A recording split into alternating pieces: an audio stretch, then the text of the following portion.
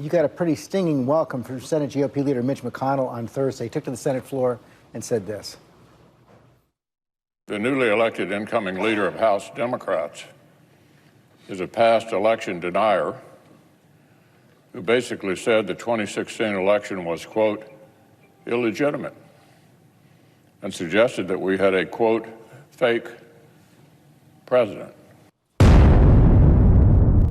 Suggesting equivalence there with Donald Trump. What's your response? Well, it's unfortunate that Republicans have chosen to focus on me. House Democrats are going to focus on solving problems for the American people. But you did say that history will never accept Donald Trump as a legitimate president, and the Republicans are making quite a big issue out of that. What is your response? Well, here's the Republican playbook. Facts don't matter. Hypocrisy is not a constraint to their behavior. And in many cases, they believe that shamelessness is a superpower. My view of the situation has been pretty clear. I supported the certification of Donald Trump's election.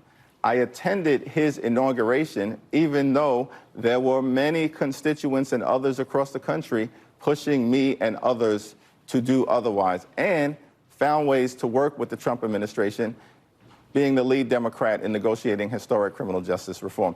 That track record speaks for itself. At the same time, I will never hesitate in criticizing the former president. I think I'm in good company there throughout the world. Well, there's a cloud of corruption that's hanging over 1600 Pennsylvania Avenue, and the more that we learn, the worse that it gets for the Trump administration. It appears to me and to many of my colleagues that something very wrong has happened. There was clearly Russian interference with the election, and there was close cooperation, it appears, between members of the Trump campaign and Russian spies. And let's just take a step back and look at the totality of the situation. There is clearly a cloud of illegitimacy hanging over 1600 Pennsylvania Avenue that's growing bigger by the day.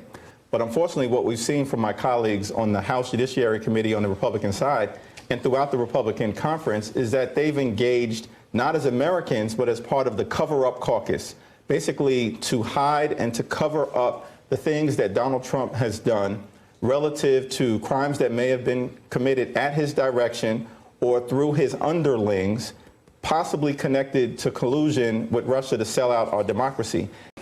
What? Bro, what are you talking about, man? Well, here's the Republican playbook. Facts don't matter. Hypocrisy is not a constraint to their behavior. And in many cases, they believe that shamelessness is a superpower.